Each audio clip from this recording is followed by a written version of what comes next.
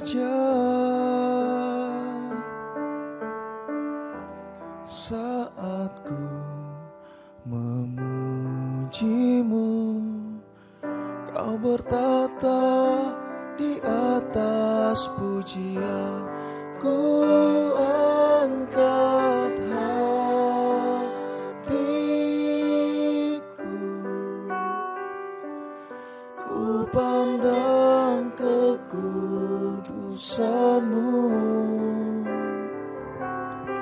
Saat ku sembah, ku pujimu, ku rasakan kehadirat-Mu Tuhan. Ku angkat hatiku, ku pandang kekudusan-Mu. Saat ku sembah, ku pujimu, ku rasakan kehadirat-Mu Tuhan. Saat ku sembah, ku pujimu, ku rasakan kehadirat-Mu Tuhan. Oh, kami rasakan hadirat-Mu Tuhan. Penuhi hati kami Tuhan. Kami rindu akan Engkau Tuhan Yesus. Penuhi hati kami Tuhan dengan kasih setia-Mu Tuhan Yesus. Kami perlu Engkau Tuhan Yesus Tuhan. Penuhi hati kami Tuhan.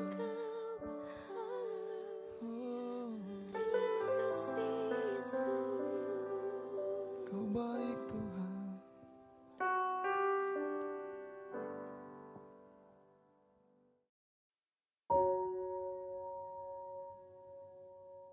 Shalom saudara, pesan firman Tuhan hari ini terdapat dalam 2 Samuel pasal yang kelima ayat yang ke-23.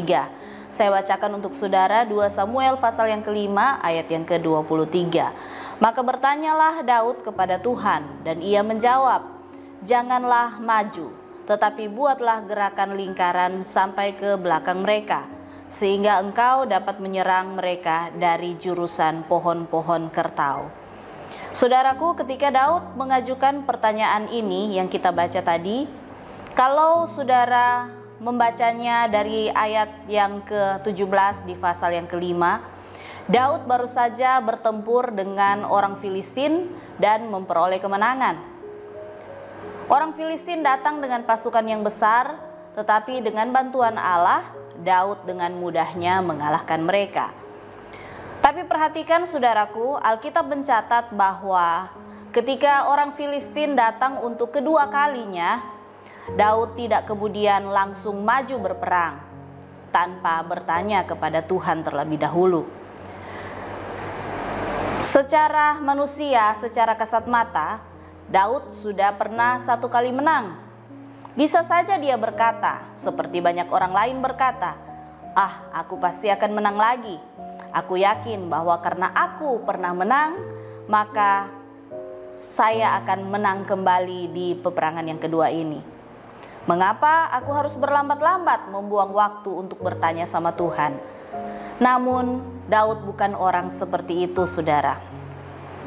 Daud telah memenangkan memang satu pertempuran dengan kekuatan Tuhan. Maka ketika dia akan berangkat kembali atau ketika orang Filistin datang kembali untuk menyerang dia, maka dia tidak akan berangkat kembali ke pertempuran selanjutnya tanpa memastikan tanpa bertanya kepada Tuhan apakah Tuhan akan tetap menyertainya dalam peperangan tersebut. Daud mengambil waktu untuk bertanya sama Tuhan, Tuhan, bolehkah aku maju melawan mereka? Perhatikan saudara, Daud menunggu sampai tanda dari Allah telah diberikan. Hari ini firman Tuhan datang kepada kita, mengajar kita untuk belajar dari pribadi Daud. Daud tidak mengambil langkah tanpa bertanya terlebih dahulu kepada Tuhan. Dia tidak akan mengambil langkah tanpa pimpinan, tanpa penyertaan Tuhan. Saudaraku yang dikasihi oleh Tuhan Yesus Kristus, apabila kita ingin tahu jalan hidup kita ke depan, jadikanlah Allah sebagai penuntun saudara. Jadikanlah Allah yang memimpin hidup saudara. Mungkin saudara merasa jalan hidupmu sedang suram. Seolah-olah saudara mungkin sedang berjalan melewati badai yang sangat gelap. Saya mau katakan, marilah kita datang sama Tuhan. Serahkanlah hidup kita ke dalam tangan Tuhan. Jika diumpamakan hidup kita seperti orang yang sedang berkendara, maka biarkanlah Tuhan yang memegang kendali atau memegang kemudi akan kendaraan kita. Sebab ketika Tuhan yang memegang kendali, ketika Tuhan yang memegang kemudi, kita pasti bisa terhindar dari jalan yang berliku dan juga hal-hal yang membahayakan diri kita sendiri. Jika kita berserah kepada kehendak Tuhan untuk memerintah atas hidup kita sepenuhnya, maka Dia juga akan menyertai setiap jalan yang akan kita lalui. Kita harus membiarkan Allah yang memimpin kita. Dan jika penyertaan Tuhan itu membutuhkan waktu dan membuat kita berlambat-lambat, maka berlambat-lambatlah sampai penyertaan Tuhan itu datang, sampai penyertaan itu tiba. Jangan terburu-buru, saudara. Melangkah tanpa disertai Tuhan itu tidak baik.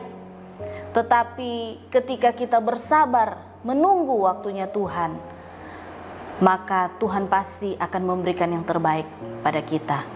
Karena kalau kita terlalu terburu-buru sehingga kita tidak disertai Tuhan, itu akan mengakibatkan penyesalan yang besar atas hidup kita, atas keputusan kita. Saudaraku, firman Tuhan dalam Mazmur yang ke-32 ayat yang ke-8 berkata bahwa Aku hendak mengajar dan menunjukkan kepadamu jalan yang harus kau tempuh. Aku hendak memberi nasihat, mataku tertuju kepadamu. Oleh sebab itu saudara, marilah kita membawa segala keberadaan hidup kita, segala kebingungan kita, segala rencana-rencana kita, segala hal, marilah kita bawa kepada Tuhan. Apapun itu, bawalah kepadanya dan katakan kepada Tuhan, Tuhan, apakah yang Engkau kehendaki untuk aku lakukan saat ini?